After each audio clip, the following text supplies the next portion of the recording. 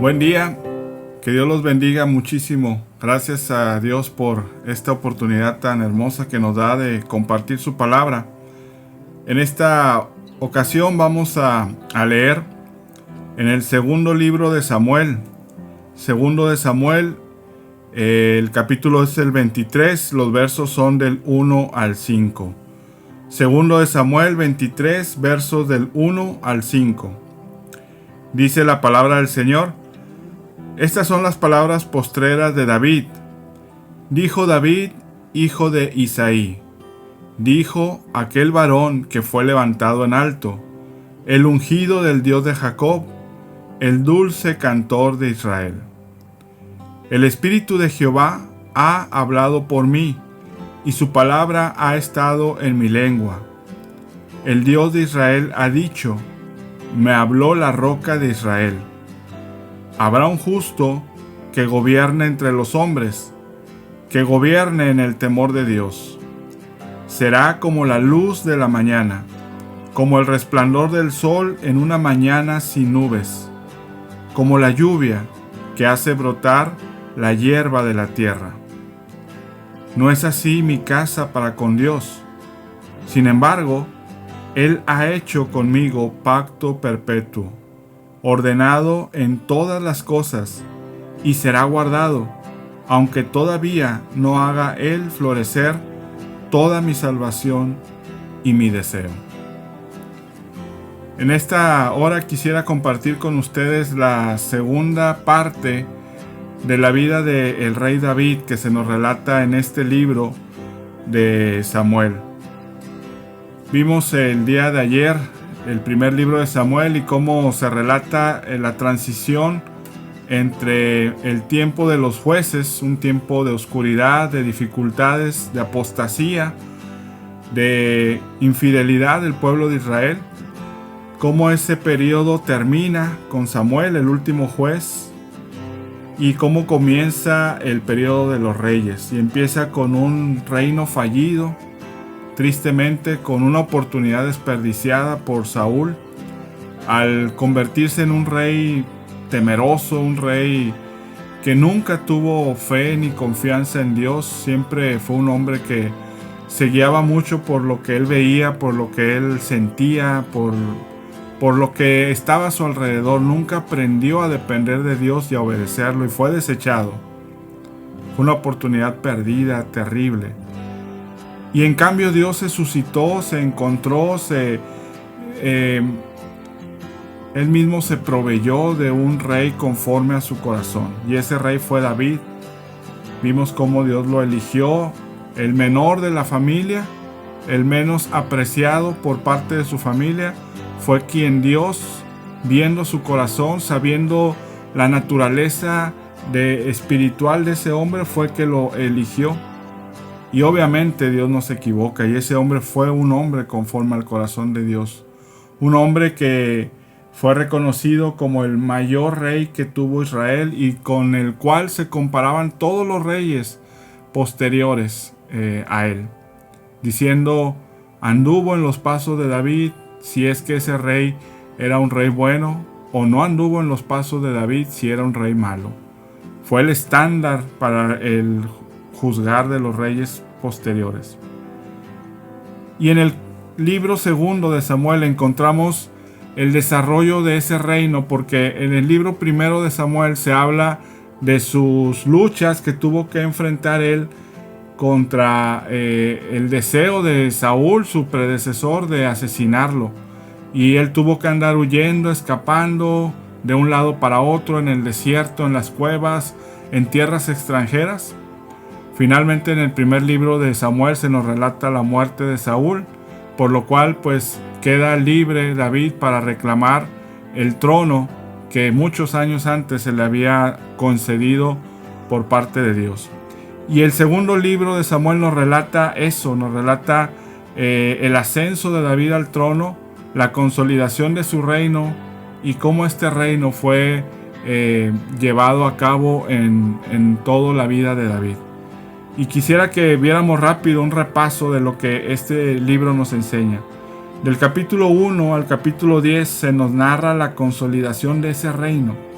cómo fue David poco a poco conquistando tierras. Fue un hombre de guerra, tuvo que librar muchísimas guerras para terminar la tarea que el pueblo de Israel no había hecho en la época de los jueces. A él le tocó expulsar al último de los restos de los filisteos, de los cananeos, de los amorreos, de todos esos pueblos que habían quedado ahí, que habían contaminado a Israel. David fue el instrumento que Dios usó para terminar de limpiar la tierra y dejarla libre para que el pueblo de Israel pudiera alcanzar su mayor plenitud. Eso se narra en los primeros 10 capítulos. En el capítulo 7 se narra un pasaje hermoso en la vida de David. David era un hombre que amaba a Dios y él estaba preocupado por establecerle un templo en el cual se pudiera adorar a Dios, donde pudiera estar el arca de la alianza que por mucho tiempo había estado en tiendas, en tabernáculos, que él se había preocupado por llevar a Jerusalén, y ahora él tenía en sus planes construir un templo y empezó a juntar materiales, recursos, etc. Pero Dios le manda a decir en el capítulo 7, no te va a tocar a ti, porque has estado demasiado apurado en guerra y hay mucha sangre que has derramado. Pero tu hijo, el que te sucederá, él me levantará un templo. Tú me quieres hacer una casa, le dice Dios, pero yo te voy a hacer a ti una casa firme. Tu descendencia tendrá el reino para siempre.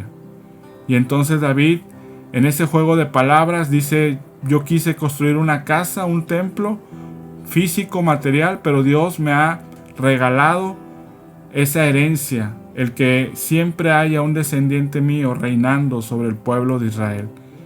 Y es mucho mejor lo que Dios me ha dado que lo que yo le puedo ofrecer. Y ahí vemos ese corazón de David que anhelaba a Dios y tenía contentamiento con agradarlo y se agradaba de las cosas que Dios le daba.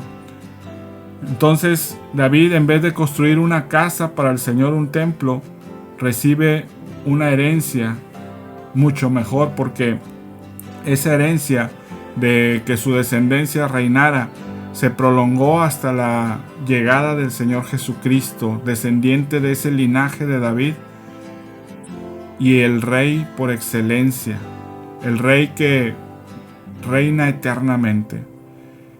Y hasta ahí la historia es muy hermosa. David, un hombre conforme al corazón de Dios, un hombre que libró las batallas que estaban pendientes de librar, que liberó al pueblo de Israel de sus opresores. Y podríamos pensar, qué hermosa historia, qué hombre tan ejemplar. Pero David seguía siendo un hombre, sí, conforme al corazón de Dios, pero al final, igual que toda la humanidad, sujeta a la tentación y al sucumbir al pecado. Y en el capítulo 11, después de ese hermoso pacto que Dios hace con él, encontramos una caída tremenda y estrepitosa en la vida de David. David sucumbe al adulterio y al asesinato y toma por mujer una mujer que no le correspondía tomar porque era casada. Comete adulterio. Eso lo puede usted leer en el capítulo 11, la historia de David y Betsabé. David, en un momento incluso hasta de pereza, ve a una mujer hermosa bañándose a lo lejos y manda a traerla. Esa mujer tenía a su esposo, un soldado de David, y David pues comete adulterio con esta mujer. La mujer queda embarazada y como el esposo no estaba en casa, pues estaba en la guerra, David quiere ocultar su pecado, manda a traer al soldado y queriéndolo engañar para que durmiera con su mujer. Al no conseguirlo, lo manda a asesinar. Y esto es algo que pocas veces se menciona de David, pero es importante que lo sepamos porque la Biblia quiere que lo sepamos. Y está puesto ahí para mostrar que aún los hombres de Dios no están libres de cometer pecado. Por eso la Biblia nos advierte, el que se sienta muy fuerte, tenga cuidado de no caer, dice Pablo.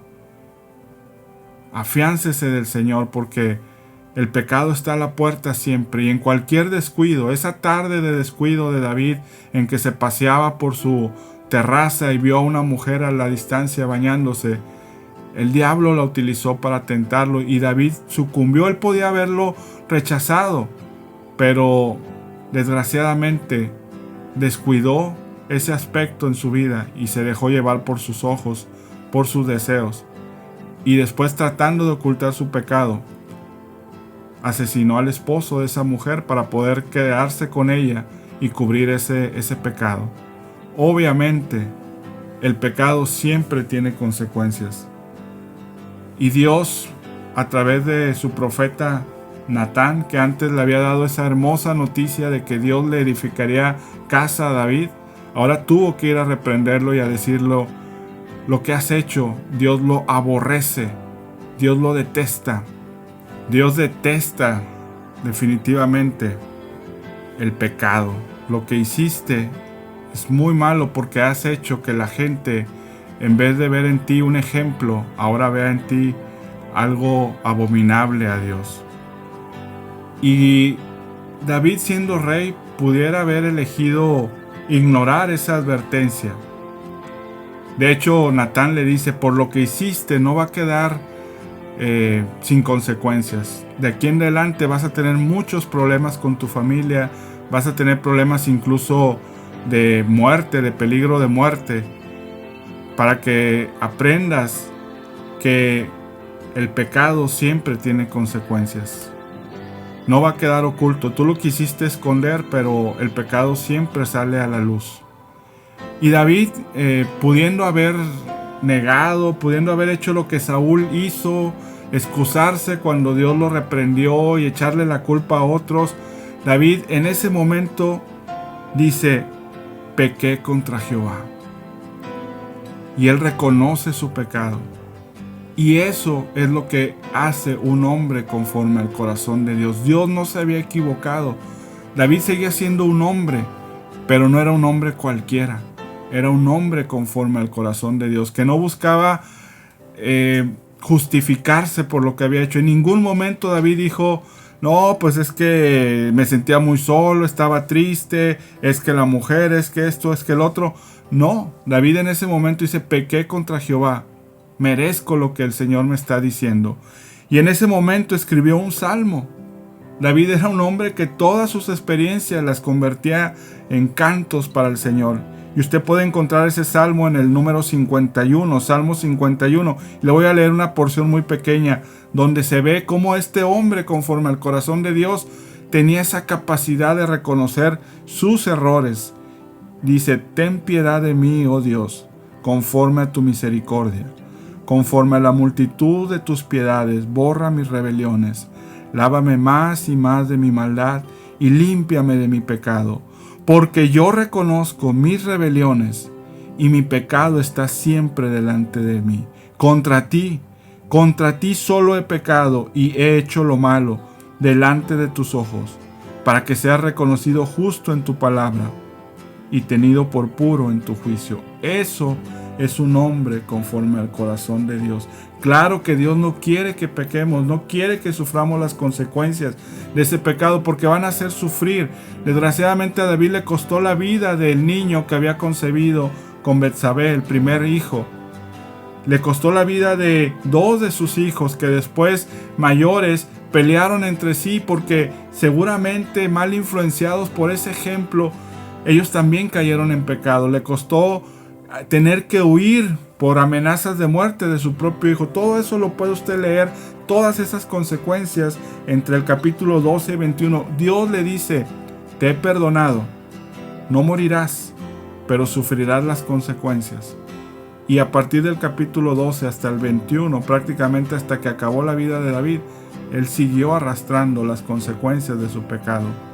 Sin embargo, David aceptó el pago que merecía, y aún en medio de eso él reconoció al Señor y lo alabó. Por eso este capítulo 23 de Samuel que leímos ahorita es maravilloso, es un resumen, son las últimas palabras escritas de David como un poema.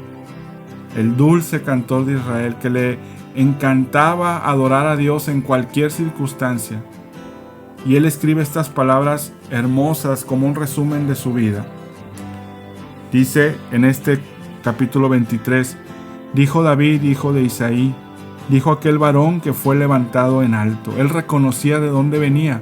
Él fue tomado de detrás del rebaño, como lo vimos ayer, siendo el más pequeño de su familia, el que menos derecho tenía a tener un cargo de honor. Él reconocía que era Dios el que lo había levantado en alto y lo había puesto en una posición de honor.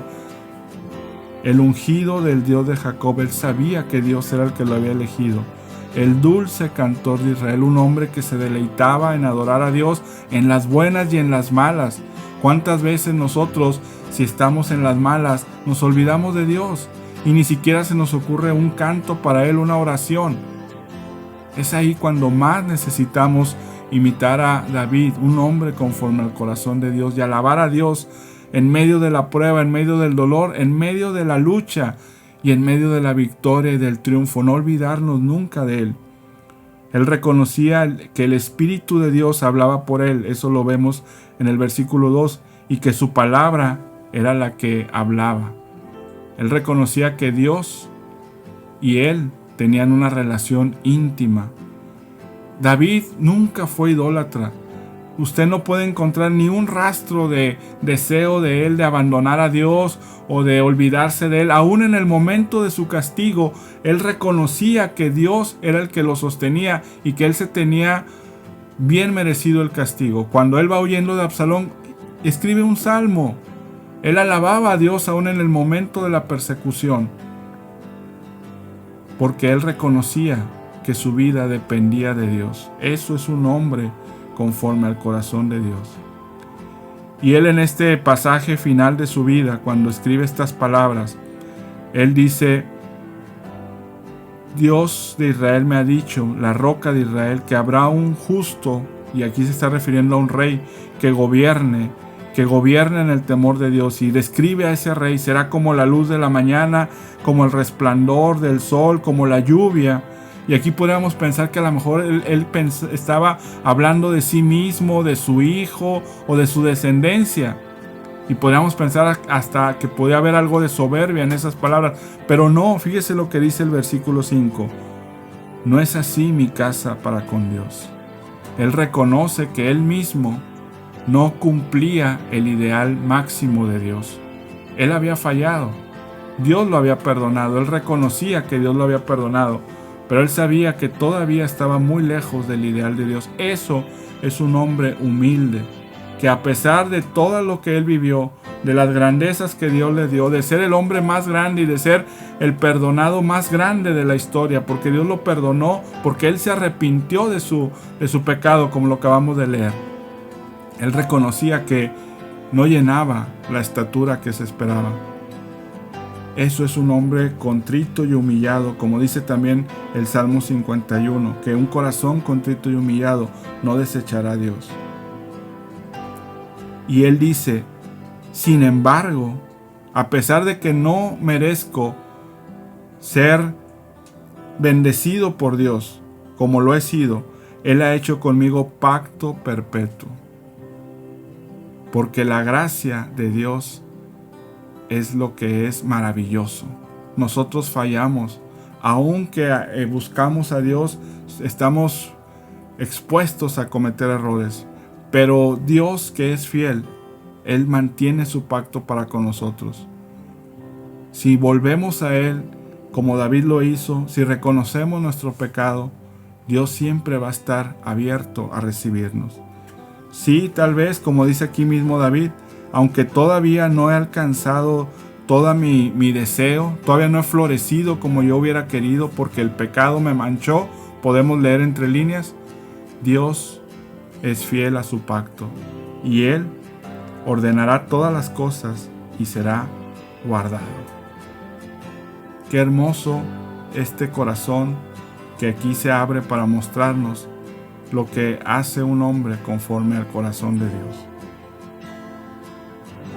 Él reconocía que Dios era el que era fiel y que aunque él había fallado, había alcanzado de parte de Dios esa promesa de un pacto eterno que se cumplió en la persona del Señor Jesús, el último descendiente de la dinastía de David, que vino a instaurar un reino eterno en el que usted y yo estamos incluidos. David le quiso construir un templo a Dios. Dios le construyó a él una dinastía, de la cual vino Jesucristo. Y ahora nosotros somos el templo de Dios. Entonces la promesa de levantarle una casa a David y el deseo de David de construir un templo a Dios se cumple en nosotros. Nosotros somos esa casa perfecta que Dios anhela tener. Y no perfecta porque seamos perfectos, sino porque somos sus hijos que Él nos ha redimido. Dios no habita en casas hechas de manos.